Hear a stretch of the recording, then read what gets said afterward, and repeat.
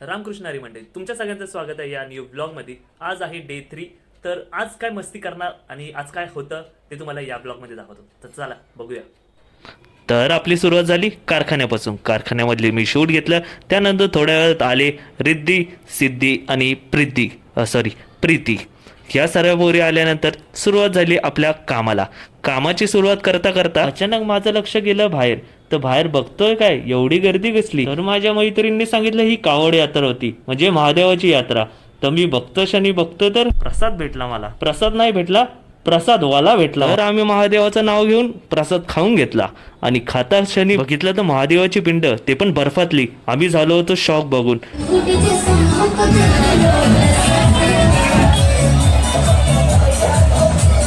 थोड्याच वेळ असं वाटू लागलं की आम्ही यूपी मध्ये आलो की काय। नंतर आम्ही लागलो आमच्या कामाला। आज चालू होतं कारखान्यामध्ये आखणीची कामं। माझं काम झाल्यानंतर मी निघालो होतो घरी गेल्यावर मी माझ्या आईसोबत गेलो होतो डीमार्टला बरेच सामान घेतलं आणि त्यानंतर हा व्लॉग करतो मी एंड। चला आता भेटूया पुढच्या व्लॉगला।